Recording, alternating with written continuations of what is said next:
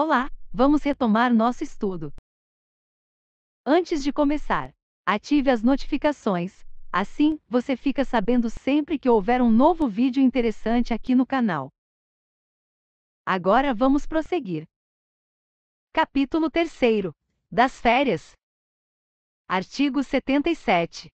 O servidor fará jus a 30 dias de férias que podem ser acumuladas, até o máximo de 2 períodos, no caso de necessidade do serviço, ressalvadas as hipóteses em que haja legislação específica. Parágrafo 1º. Para o primeiro período aquisitivo de férias serão exigidos 12 meses de exercício. Parágrafo 2º.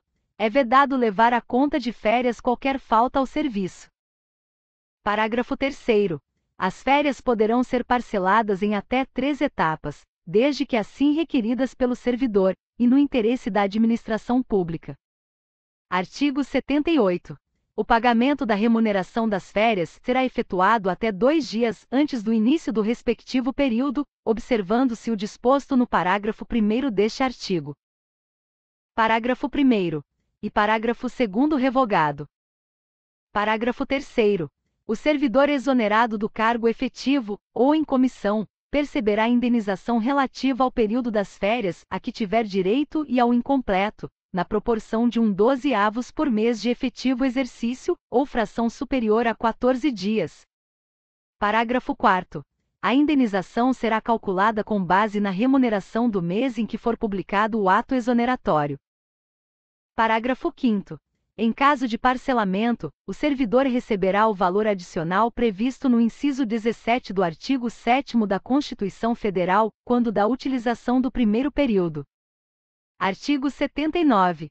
O servidor que opera direta e permanentemente com raios 10 ou substâncias radioativas gozará 20 dias consecutivos de férias, por semestre de atividade profissional, proibida em qualquer hipótese a acumulação. Artigo 80. As férias somente poderão ser interrompidas por motivo de calamidade pública, comoção interna, convocação para júri, serviço militar ou eleitoral, ou por necessidade do serviço declarada pela autoridade máxima do órgão ou entidade. Parágrafo único. O restante do período interrompido será gozado de uma só vez, observado o disposto no artigo 77. Capítulo 4. Das licenças. Seção 1ª. Disposições gerais. Artigo 81. Conceder-se-á ao servidor licença. Inciso 1º. Por motivo de doença em pessoa da família. Inciso 2º. Por motivo de afastamento do cônjuge ou companheiro. Inciso 3º. Para o serviço militar. Inciso 4º. Para a atividade política. Inciso 5º. Para capacitação. Inciso 6º. Para tratar de interesses particulares. Inciso 7º. Para desempenho de mandato classista. Parágrafo 1º. A licença prevista no inciso 1º do caput deste artigo, bem como cada uma de suas prorrogações, serão precedidas de exame por perícia médica oficial, observado o disposto no artigo 204 desta lei. Parágrafo 3º. É vedado o exercício de atividade remunerada durante o período da licença prevista no inciso 1º deste artigo. Artigo 82. A licença concedida dentro de 60 dias do término de outra da mesma espécie será considerada como prorrogação. Seção 2ª. Da licença por motivo de doença em pessoa da família. Artigo 83. Poderá ser concedida licença ao servidor por motivo de doença do cônjuge ou companheiro, dos pais, dos filhos, do padrasto ou madrasta e enteado, ou dependente que viva às suas expensas e conste do seu assentamento funcional, mediante comprovação por perícia médica oficial. Parágrafo 1º. A licença somente será deferida se a assistência direta do servidor for indispensável, e não puder ser prestada simultaneamente com o exercício do cargo ou mediante compensação de horário, na forma do disposto no inciso 2º do artigo 44. Parágrafo 2º. A licença de que trata o caput, incluídas as prorrogações, poderá ser concedida a cada período de 12 meses nas seguintes condições. Inciso 1º.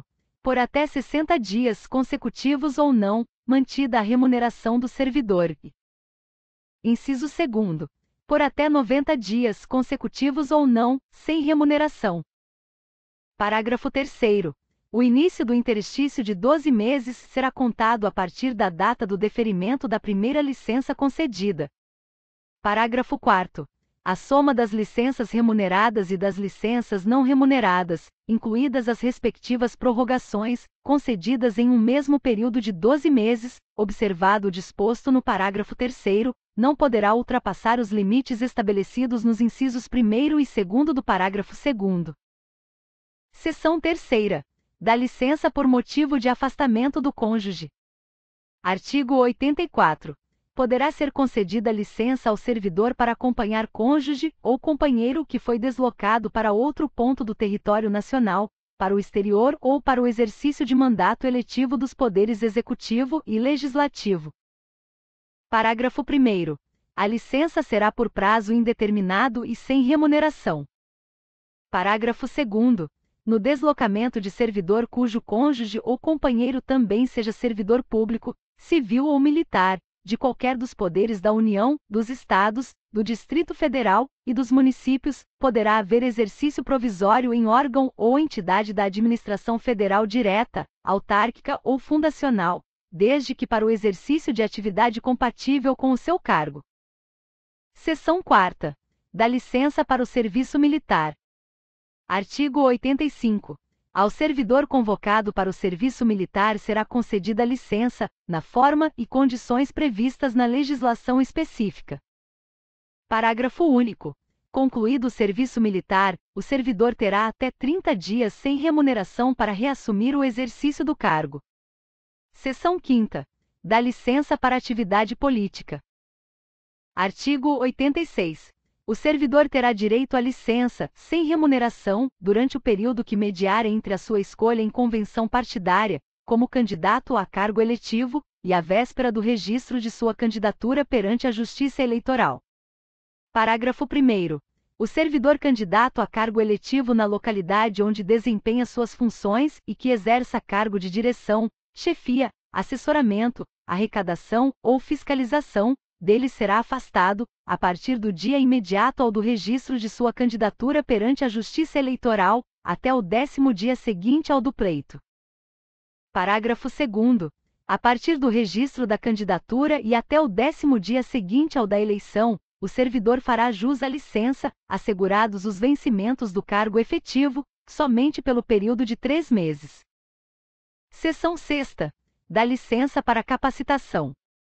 Artigo 87.